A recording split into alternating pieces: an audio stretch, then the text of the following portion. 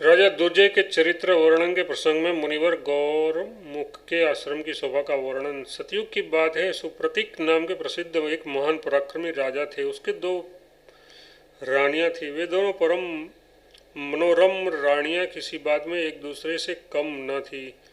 उनमें एक का नाम विद्युत प्रभा और दूसरी का कांतिमती था। दो रानियों के होते हुए उन शक्तिशाली नरेश को किसी संतान की प्राप्ति न हुई। तब राजा सुप्रतीक पर्वतों में श्रेष्ठ चित्रकूट पर्वत पर गए। वहां जाकर उन्होंने सर्वथा निष्पाप अत्रि नंदन दुर्वासा जी की विधिपूर्वक आराधना की। वर प्राप्ति की इच्छा रखने वाले राजा सुप्रतीक के बहुत समय तक यत्नपूर्वक सेवा करने पर वे ऋषि प्रसन्न हो गए। राजा को वर देने के लिए उद्यत होकर वे मुनि कुछ कह ही रहे थे, तब तक ऐरावत हाथी पर चढ़े हुए देवराज इंद्र वहां पहुंच गए। वे चारों ओर देवसेना से घिरे हुए थे। वे वहां आकर चुपचाप खड़े हो गए। महर्षि दुर्वासा देवराज इंद्र के प्रति स्नेह रखते थे, किंतु इंद्र को अपने प्रति प्रीति का प्रदर्शन न करते देखकर वे क्रुद्ध हो उठे और उन अत्रि नंदन ने देवराज इंद्र को अत्यंत कठोर शाप दे दिया। अरे मूर्ख देवराज, तुमने मेरा जो अपमान किया है उसके फलस्वरूप तुमने अपने राज्य से च्युत हो दूसरे लोक में जाकर निवास करना होगा। देवेंद्र ने इस प्रकार कहकर उन क्रुद्ध मुनि ने राजा सुप्रतीक से कहा, राजन, तुम्हें एक अत्यंत बलवान पुत्र प्राप्त होगा। वह इंद्र के समान रूपवान, श्री संपन्न, महापराक्रमी, विद्या के प्रभाव और तत्वों को भलीभांति जानने वाला होगा। उसके कर्म क्रूर होंगे। वह सदैव शास्त्रों से सन्नद्ध रहेगा और वह परम शक्तिशाली बालक राजा दुर्जय के नाम से प्रसिद्ध होगा। इस प्रकार वह वर देखकर मुनिवर दुर्वासा अत्यंत अन्यत्र चले गए। राजा सुप्रतीक भी अपने राज्य को वापस लौट आए। धर्मज्ञ राजा ने अपनी रानी विद्युत प्रभा के उदर में गर्भाधान किया। रानी के समय आने पर प्रसव हुआ। उस महाबली पुत्र की दुर्जय नाम से प्रसिद्धि हुई।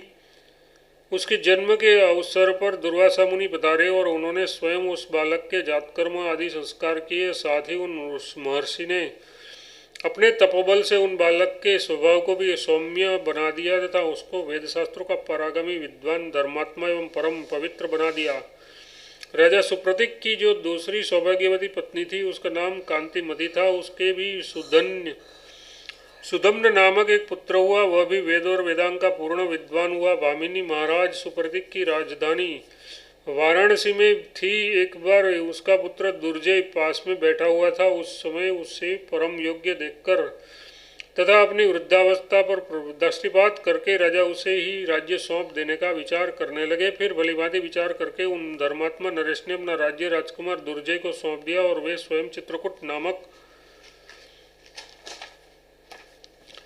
पर्वत पर चले गए। इधर राजा दुर्जय भी राज्य के प्रबंध में लग गया।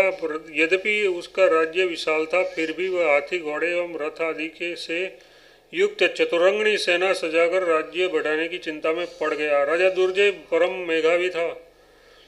उसने सम्यक प्रकार से विचार करके हाथी, घोड़े एवं रथ पर बैठकर युद्ध करने वाले वीरों तथा पैदल सैनिकों से अपनी सेना तैयार कर ली और सिद्ध पुरुषों एवं महात्मा जनों द्वारा सेवित उत्तर दिशा के लिए प्रस्थान कर दिया। राजा दुर्जय ने क्रमशः इसी प्रकार संपूर्ण भारत पर विजय प्राप्त करके किम पुरुष नामक वर्षों को भी जीत लिया। तदनंतर उसने परवर्ती हरिवर्ष में भी अपने विजय पताका फहरका दी। फिर रम्यक, रोमावृत, कुरु, भद्राश्व और इलावृत नाम से प्रसिद्ध वर्षों पर भी उसका शासन स्थापित हो गया।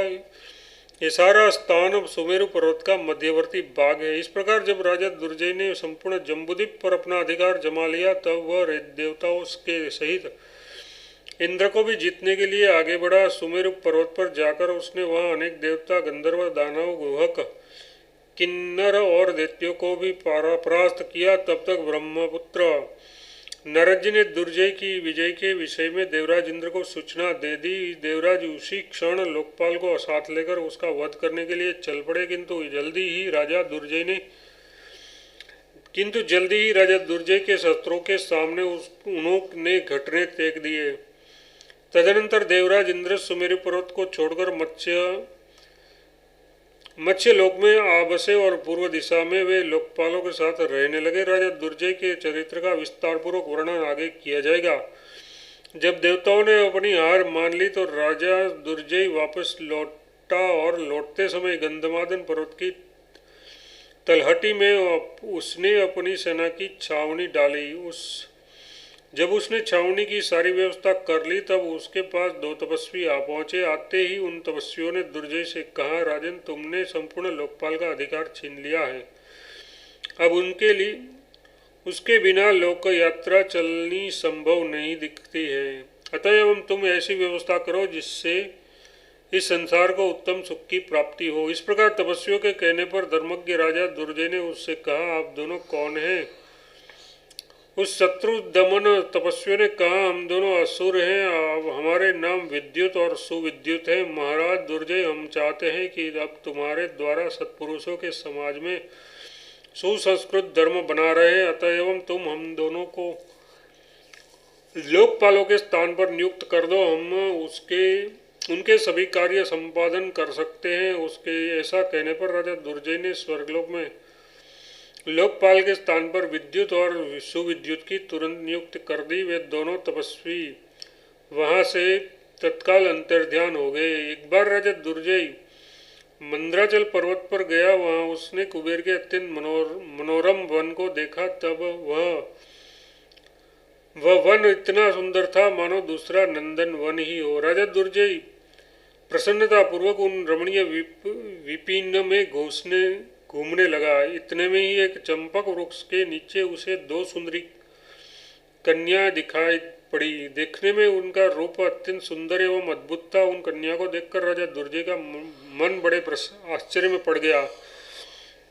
वह सोचने लगा, ये सुंदर नेत्रों वाली कन्याएं कौन है? यो विचार करते ही राजा दुर्जय को एक क्षण भी नहीं बीता होगा कि उसने देखा कि उन वन में दो तपस्वी भी विराजमान थे। उन्हें देखकर दुर्जय के मन में अपार हर्ष उमड़ आया। उसने तुरंत हाथी से उतरकर उन तपस्वियों को प्रणाम किया। तपस्वी ने राजा दुर्जय को बैठने के लिए कुशावत द्वारा निर्मित एक सुंदर आसन दिया। राजा दुर्जय उस पर बैठ गया।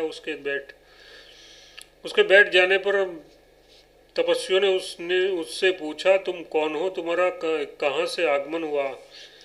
किसके पुत्र हो और यहाँ किस लिए आए हो? इस पर राजा दुर्जय ने हंसकर उन तपस्वियों को अपना परिचय देते हुए कहा, महानुभाव, सुप्रतीक नाम से प्रसिद्ध एक राजा है। मैं उनका पुत्र दुर्जय हूँ और भूमंडल के सभी राजाओं को जीतने की इच्छा से यहाँ आया हूँ। कभी कभी आप कृपा कर मुझे स्मरण अवश्य करे। तपोधन, आप दोनों कौन हैं? अब मुझ पर कृपा करो, ये बता दे।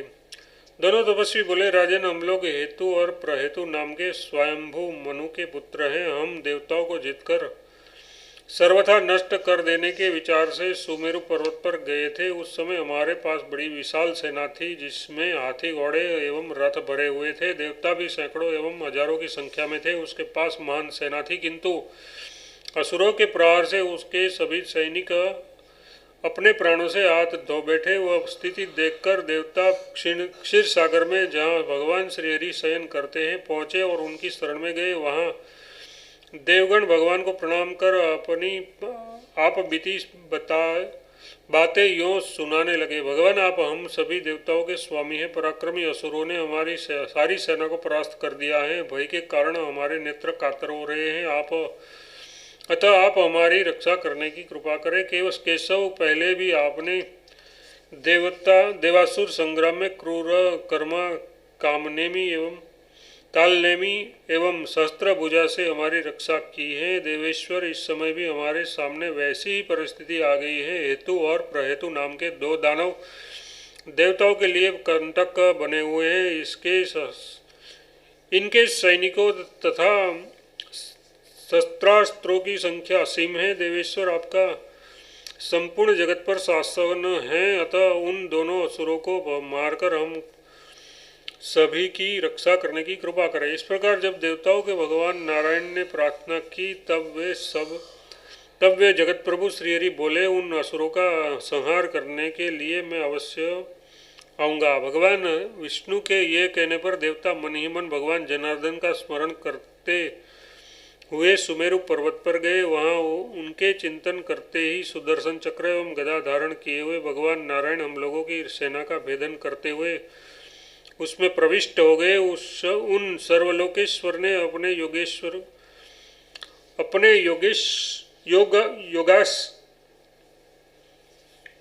योगेश्वर्य का आश्रय लेकर उसी क्षण अपने एक से 10 100 फिर 1000 लाख तथा करोड़ों रूप बना लिए।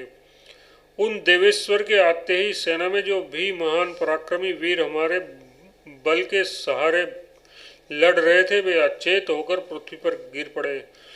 राजन, अधिक क्या, उसी समय उनके प्राण पखेरु उठ गए। इस प्रकार विश्वरूप धारण करने वाले भगवान नारायण ने अपनी योग माया से हमारी संपूर्ण चतुरंगी सेना का, जो हाथी घोड़े रथ एवं पैदल वीरों एवं ध्वजाओं से भरी हुई थी, वो संहार कर डाला। बस केवल हम 2 दानवों को बचे देखकर वे सुदर्शन चक्रधारी श्रीहरि अंतर्ध्यान हो गए। सांग धनुष धारण करने वाले भगवान श्रीहरि का ऐसा अद्भुत कर्म देखकर हम दोनों ने भी उन प्रभु की आराधना करने के लिए उनकी शरण ग्रहण कर ली। राजन, राजा सुप्रतीक हमारे मित्र थे और तुम उनके पुत्र हो। वे दोनों कन्याएं हमारी पुत्री है। मुझ हेतु की कन्या का नाम सुकेशी है और इस प्रहेतु की कन्या का नाम मिश्रकेशी है।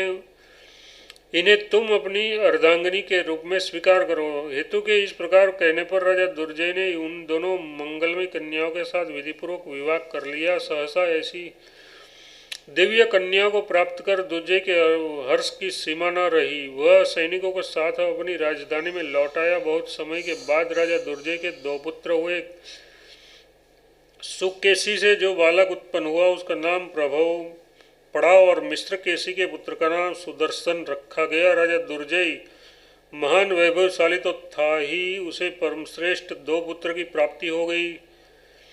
कुछ समय के पश्चात वह राजा शिकार खेलने के लिए जंगल में गया। वहां जाकर उसने भयंकर जंगली जानवरों को पकड़कर बांधना शुरू कर दिया। इस प्रकार वन में विचरण करते हुए राजा दुर्जय को जंगल में कुटी बनाकर रहने वाले एक पुण्यात्मा मुनि दिखाई पड़े। वे महाभाग मुनि तपस्या कर रहे थे। उनका नाम गौरमुख था। वे ऋषियों के परिवारों की रक्षा तथा पापियों के उद्धार कार्य में लगे रहते थे। उनके आश्रम में विशिष्ट गुणों से युक्त एक पवित्र सरोवर था। वहाँ एक ऐसा उत्तम वृक्ष भी था जिनकी सुगंध से सारे वन का वायुमंडल सुगंधित हो उठता था। वे मुनि अपने आश्रम में स्थित होकर ऐसे जान पड़ते थे मानो कोई मेघ उत्तम विमान पर आरूढ़ होकर आकाश से पृथ्वी पर उतर आया हो। मुनिवर गौरमुख के देदीप्यमान मुख से छिटकता हुआ प्रकाश आकाश को जगमगा देता था। वे पवित्र वस्त्रों से सुशोभित थे। उनके शिष्यों की मंडली उच्च स्वर से सामवेद का गान कर रही थी। उनके आश्रम में मुनिकन्याएं तथा मुनि पत्नियां भी अत्यंत सात्विक वेश धारण किए हुई थी। सुंदर पुष्पों से लदे हुए अगणित वृक्ष उस वृक्ष आश्रम की शोभा बढ़ा रहे थे। इस प्रकार उस आश्रम में मुनिवर गौरमुख की यज्ञशाला अद्भुत शोभा को प्राप्त हो रही थी। अध्याय 10 फिनिश। राजा दुर्जय का चरित्र तथा नैमिषारण्य की प्रसिद्धि का प्रसंग। भगवान वराह कहते हैं, पृथ्वी उस समय मुनिवर गौमुख के परम उत्तम आश्रम को देखकर राजा दुर्जय ने सोचा, इस परम मनोहर आश्रम में चलूं और इसमें रहने वाले अनुपम ऋषियों के दर्शन करूं। यह विचार करके राजा दुर्जय आश्रम के भीतर चले गए। मुनिवर गौरमुख धर्म के साक्षात स्वरूप थे। आश्रम में राजा दुर्जय के आने पर मुनि का हृदय आनंद से भर उठा। उन्होंने राजा का भलीभांति सम्मान किया। स्वागत सत्कार के पश्चात परस्पर कुछ वार्तालाप प्रारंभ हुआ। मुनिवर ने कहा, महाराज, मैं यथाशक्ति अनुयायियों सहित आपको भोजन पान कराऊंगा। आप हाथी घोड़े और आदि वाहनों को मुक्त कर दे और यहाँ पधारे। ऐसा कहकर मुनिवर गौरमुख मौन हो गए। मुनि के प्रति श्रद्धा होने से राजा दुर्जय के मन में भी आतिथ्य स्वीकार करने की बात जच गई। अतः अनुचरों के साथ वे वहीं रह गए। उसके पास 5 अक्षौहिणी सेना थी। राजा दुर्जय सोचने लगे, ये तपस्वी मुनि ऋषि मुझे यहाँ क्या भोजन देंगे। इधर राजा को भोजन के लिए निमंत्रित करने के पश्चात विप्रवर गौरमुख भी बड़ी चिंता में पड़ गए। वे सोचने लगे, मैं अब राजा को क्या खिलाऊं। महर्षि गौरमुख निरंतर भगवत भाव में तल्लीन रहते थे, अतः एवं उनके मन में चिंता उत्पन्न होने पर उन्हें देवेश्वर जगत प्रभु भगवान नारायण की याद आई। मन ही मन उन्होंने भगवान नारायण का स्मरण किया और गंगा के तट पर जाकर उन जगदीश्वर प्रभु की स्तुति करने लगे। पृथ्वी ने पूछा, भगवान विप्रवर गौरमुख ने भगवान विष्णु की किस प्रकार स्तुति की, उसको सुनने के लिए मुझे बड़ा कौतूहल हो रहा है। भगवान वरा बोले, पृथ्वी गौरमुख ने भगवान की इस प्रकार प्रार्थना की, जो पीताम्बर धारण करते हैं, आदि रूप है तथा जल के रूप में जो अभिव्यक्त होते हैं, उन सनातन भगवान विष्णु को मेरा बारंबार नमस्कार है।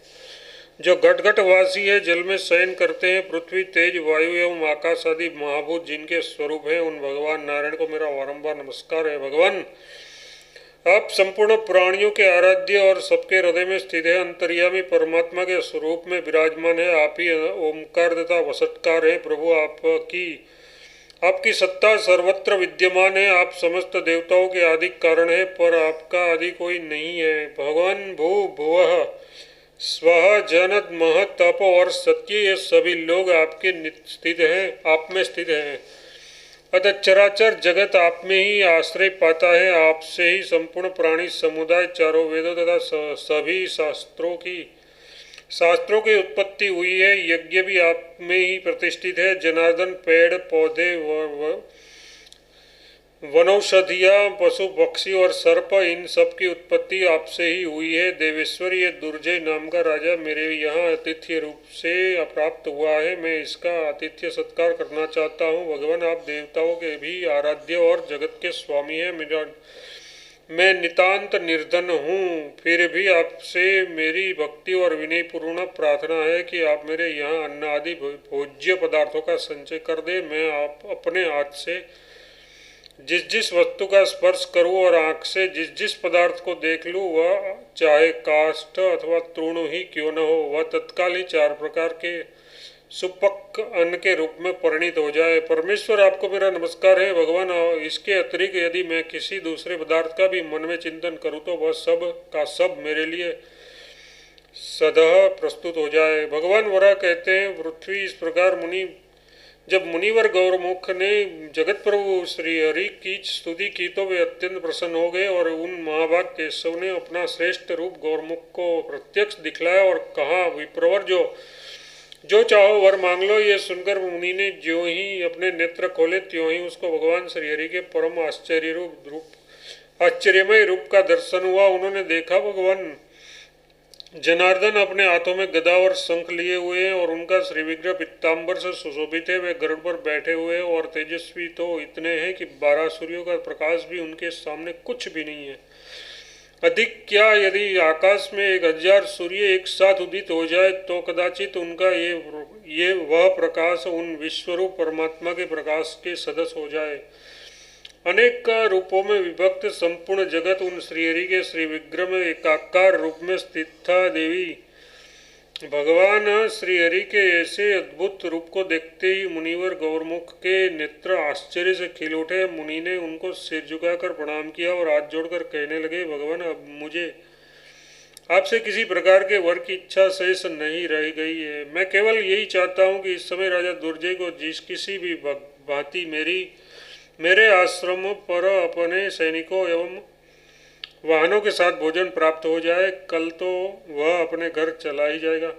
इस प्रकार मुनिवर गौरमुख के प्रार्थना करने पर देवेश्वर श्रीहरि द्रवित हो गए और चिंतन करने मात्र से सिद्धि प्रदान करने वाला एक महान क्रांतिमान चिंतामणि रत्न उन्हें देकर वे अंतर्ध्यान हो गए। इधर गौरमुख भी अपने अनेक ऋषि महर्षियों से सेवित पवित्र आश्रम में पधारे। वहां पहुंचकर मुनि ने उस चिंतामणि के सन्मुख विशाल प्रासाद एवं हिमालय के शिखर तथा महान मेघ के समान ऊंचे एवं चंद्र किरणों से सदस्य चमक से युक्त सैकड़ों तलों के महल का चिंतन किया। फिर तो एक की कौन कहे, हजारों एवं करोड़ों की संख्या में वैसे विशाल भवन तैयार हो गए।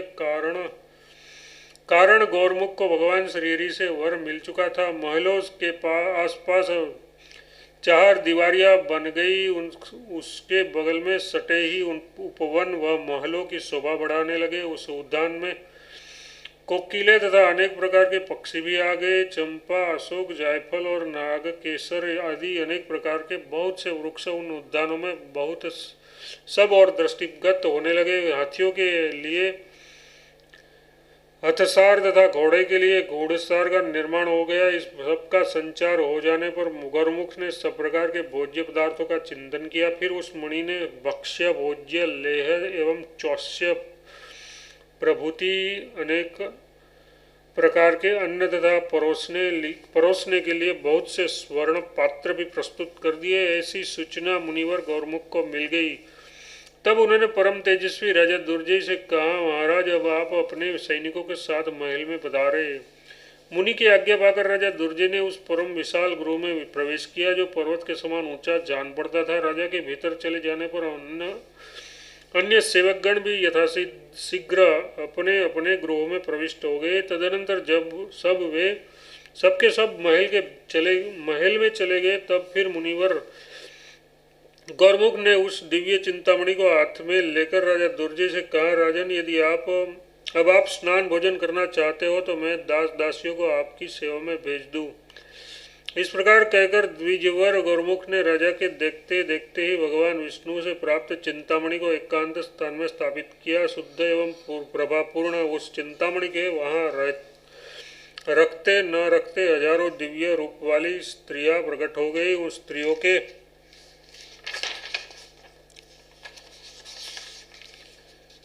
सभी अंग बड़े सुंदर, सुकुमार तथा अनुलेपनों से अलंकृत थे। उसके कपोल, केस और आंखें बड़ी सुंदर थी। वे सोने के पात्रों को लेकर चल पड़ी। इसी प्रकार कार्य करने में कुशल अनेकों पुरुष भी एक साथ ही राजा दुर्जय की सेवा में के लिए अग्रसर हुए। अब तुरही आदि अनेक प्रकार के बाजे बजने लगे। जिस समय राजा दुर्जय स्नान करने लगे तो कुछ स्त्रियां इंद्र के स्नान काल के समान ही उनके सामने भी नाचने और गाने लगी। इस प्रकार दिव्य उपचारों के साथ महाभाग दुर्जय का स्नान कार्य संपन्न हुआ। अब राजा दुर्जय बड़े आश्चर्य में पड़ गए। ये सोचने लगा, अहो ये मुनि की तपस्या का प्रभाव है अथवा इस चिंतामणि का। फिर उसने स्नान किया, उत्तम वस्त्र पहने और भांति भांति के अन्नों से बने भोजन को ग्रहण किया। उस समय मुनिवर गौरमुख ने जिस प्रकार राजा दुर्जय की सेवा एवं सत्कार किया, वैसे ही वे राजा के सेवकों की सेवा में भी संलग्न रहे। राजा अपने सेवकों, सैनिकों और वाहनों के साथ भोजन पर बैठा ही था कि इतने में ही भगवान भास्कर अस्ताचल को पधारे। आकाश लाल हो गया। अब शरद ऋतु के स्वच्छ चंद्रमा से मंडित रात्रि आई। ऐसा जान पड़ता था मानो सभी श्रेष्ठ गुणों से संपन्न रोहिणी नाथ उस रात्रि से अनुराग कर रहे हो। उसके साथ ही हरित किरणों से युक्त शुक्र और बृहस्पति भी उदित हो गए। उस पर चंद्रमा के साथ उनकी शोभा अधिक नहीं हो रही थी, क्योंकि प्राणियों की ऐसी धारणा है कि दूसरे के पक्ष में गया हुआ कोई भी व्यक्ति अपने भिन्न स्वभाव के कारण शोभा नहीं पाता। चंद्रमा की चमकती हुई किरणों सबको प्रसन्न करने में पूर्ण समर्थ है, किंतु उसमें भी सभी प्रेम नहीं करते। अब तक उन नरेश के सभी सेवक एवं वे स्वयं भी भोजन, वस्त्र और आभूषणों से अलंकृत हो चुके थे। अब उनके सोने के लिए बहुत से रत्न जड़ित पलंग भी भिन्न भिन्न कक्षों में उपस्थित हो गए। उन पर सुंदर गद्दे और चादरें भी बिछी थी। अपने हावभाव से प्रसन्न करने वाली मनोहारिणी दिव्य स्त्रियां भी वहाँ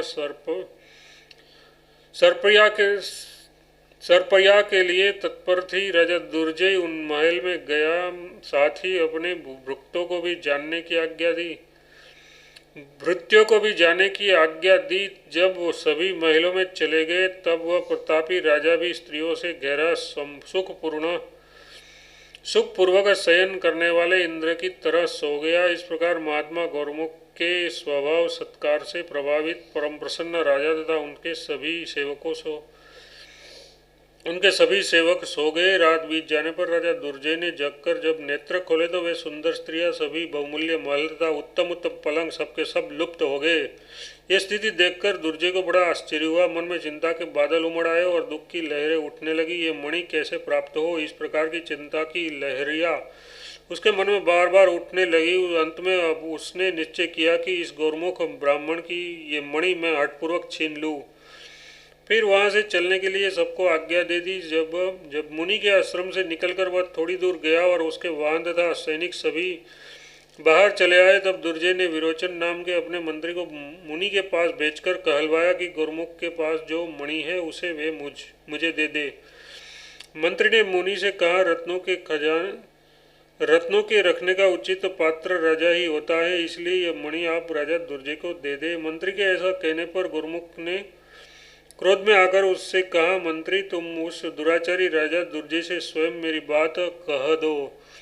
साथ ही मेरा यह भी संदेश कहना, अरे दुष्ट तू अभी यहाँ से भाग जा, क्योंकि ये स्थान दुर्जय जैसे दुष्टों के रहने योग्य नहीं है। इस प्रकार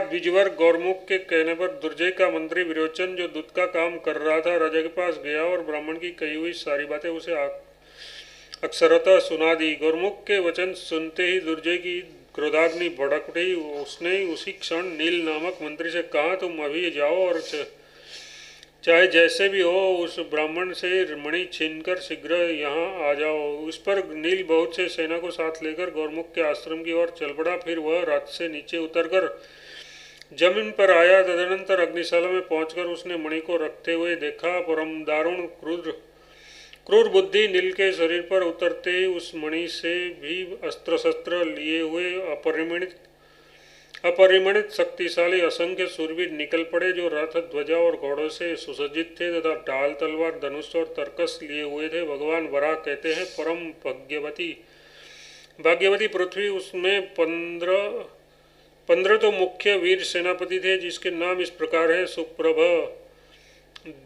दीप्त तेजा, सुरश्मि, शुभ दर्शन, सुक्रांति, सुंदर प्रद्युम्न, सुमन, शुभ, सुशील, सुखद, शंभु, सुदांत और सौम। इन वीर पुरुषों ने विरोचन को बहुत सी सेना के साथ डटा देखा।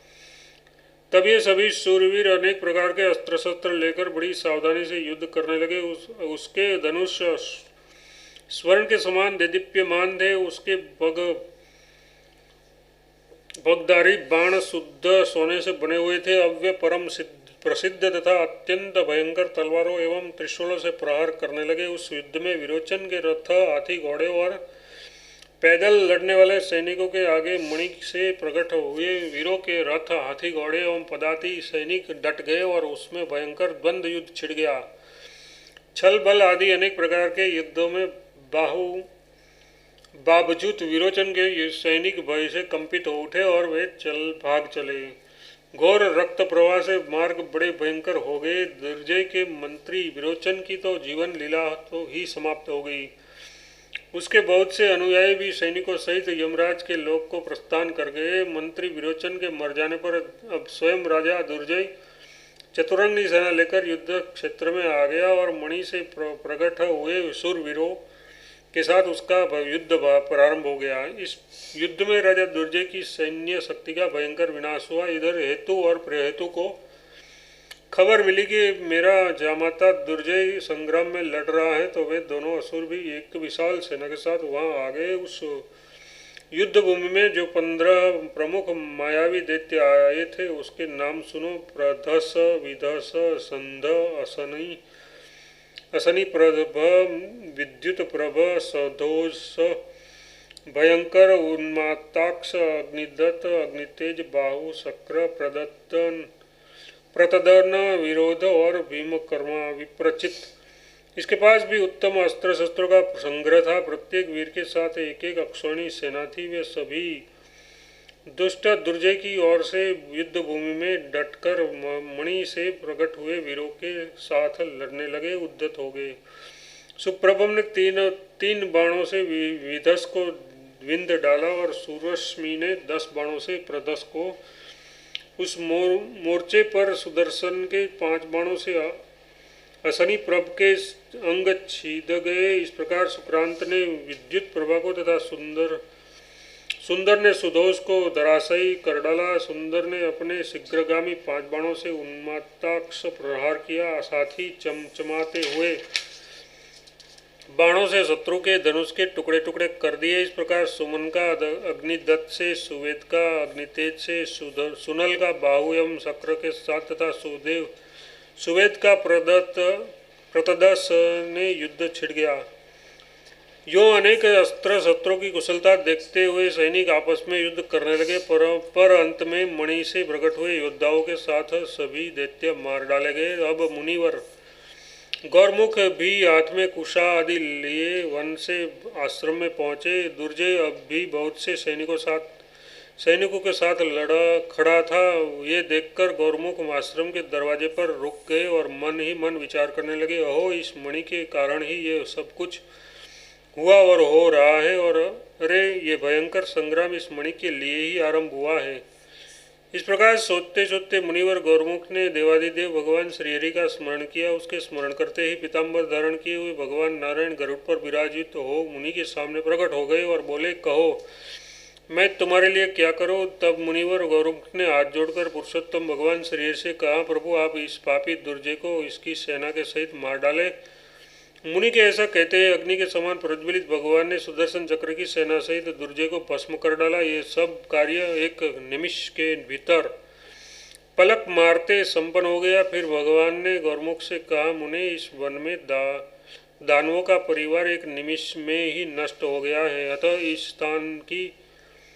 स्थान की नैमिषारण्य क्षेत्र के नाम से प्रसिद्धि होगी। इस तीर्थ में ब्राह्मणों का समुचित निवास होगा। इस वन के भीतर मैं यज्ञ पुरुष के रूप में निवास करूंगा। ये 15 दिव्य पुरुष जो मणि से प्रकट हुए हैं सतयुग में याज्ञ नाम से विख्यात राजा होंगे। इस प्रकार कहकर भगवान श्रीहरि अंतर्ध्यान हो गए और मुनिवर गौरमुख भी अपने आश्रम में आनंदपूर्वक निवास करने लगे। अध्याय 11 फिनिश। राजा सुप्रतीक का क्रोध भगवान की स्तुति तथा श्री विग्रह में लीन होना। भगवान वराह कहते हैं, पृथ्वी जब राजा सुप्रतीक ने इतने बली पुरुषों के चक्र की आग में भस्म होने की बात सुनी तो उसके सर्वांग में चिंता व्याप्त हो गई और वे सोच में पड़ गए। फिर सहसा उसके अंतःकरण में आध्यात्मिक ज्ञान का उदय हो गया। उन्होंने सोचा, चित्रकूट पर्वत पर भगवान विष्णु जो राघवेंद्र श्री राम से कहे जाते हैं अत्यंत विख्यात हैं, अब मैं वहीं चलूं और भगवान के नामों का उच्चारण करते हुए उनकी स्तुति करूं। मन में ऐसा निश्चय कर राजा सुप्रतीक परम पवित्र चित्रकूट पर्वत पर पहुंचे और भगवान की इस प्रकार स्तुति करने लगे। राजा सुप्रतीक बोले, जो राम नरनाथ अच्युत कवि पुराण देवताओं के शत्रु असुरों का नाश करने वाले प्रभव महेश्वर प्रणांतिहर एवं श्रीधर नाम से सुप्रसिद्ध है, उन मंगलमय भगवान श्रीहरि को मैं निरंतर नमस्कार करता हूँ। प्रभु सब पृथ्वी में शब्द स्पर्श रूप रस गंध इन 5 प्रकार से, जल में शब्द स्पर्श रूप रस इन 4 प्रकार के, अग्नि में शब्द स्पर्श और रूप इन 3 प्रकार से, वायु में शब्द एवं स्पर्श इन 2 प्रकार से तथा आकाश में केवल शब्द रूप से विराजने वाले परम पुरुष एकमात्र आप ही हैं। सूर्य चंद्रमा और अग्नि तथा ये सारा संसार आपका ही रूप है। आपसे ही ये विश्व प्रकट होता तथा आप में ही लीन हो जाता है, ऐसा शास्त्रों का कथन है। आपका आश्रय पाकर विश्व आनंद का अनुभव करता है, इसलिए तो समस्त संसार में आपकी राम नाम से प्रसिद्धि हो रही है। भगवान, ये संसार समुद्र भयंकर दुख रूपी तरंगों से व्याप्त है। इस भयंकर समुद्र में इंद्रिया ही घड़ियाल और नाक आदि क्रूर जल जंतु है, पर जिस मनुष्य ने आपके नाम स्मरण की नौका का आश्रय ले लिया है वह इसमें नहीं डूबता। अतएव संत लोग तपोवन में आपके राम नाम का स्मरण करते हैं। प्रभु, वेदों के नष्ट होने पर आपने मत्स्यावतार धारण किया। विभो प्रलय के अवसर पर आप अत्यंत प्रचंड अग्नि का रूप धारण कर लेते हैं, जिससे सारी दिशाएं भस्ममय रूप से रंजित हो जाती है। माधव, समुद्र मंथन के समय युग युग में आप ही स्वयं कच्छप के रूप में पधारे थे। भगवान, आप जनार्दन नाम से विख्यात है। जब आपकी तुलना करने वाला दूसरा कोई भी नहीं मिलता तो आपसे अधिक की बात ही क्या है। भगवान, महात्मन, आपसे ये संपूर्ण संसार, वेद एवं समस्त दिशाएं ओतप्रोत है। आप आदि पुरुष एवं परम धाम है। फिर आपके अतिरिक्त मैं दूसरे किसी की शरण में जाऊँ, इसकी शरण में जाऊँ? सर्वप्रथम केवल आप ही विराजमान थे, उसके बाद महतत्व अंत अहम तत्वमय जल अग्नि वायु आकाश मन बुद्धि एवं सभी गुण, इनका भी क्रमशः आविर्भाव हुआ। आपसे ही इन सब की उत्पत्ति हुई है। मेरी समझ से आप सनातन पुरुष है। ये अखिल विश्व आपसे भलीभांति विरचित एवं विस्तृत है। संपूर्ण संसार पर शासन करने वाले प्रभु विश्व आपकी मूर्ति हैं। आप हजार भुजाओं से शोभा पाते हैं। ऐसे देवताओं के भी आराध्य आप प्रभु की जय हो। परम उदार भगवान, आपके राम नाम को मेरा नमस्कार है। राजा सुप्रतीक के स्तुति करने पर प्रभु प्रसन्न हो गए। भगवान ने अपने स्वरूप का इस प्रकार उन्हें दर्शन कराया और कहा, सुप्रतीक वर मांगो। श्री हरि की अमृतमय वाणी सुनकर एक बार राजा को बड़ा आश्चर्य हुआ। फिर उन देवादिदेव प्रभु को प्रणाम कर वे बोले, भगवान, आपका जो ये सर्वोत्तम विग्रह है उसमें मुझे स्थान मिल जाए। आप मुझे ये वर देने की कृपा करें। इस प्रकार की बात समाप्त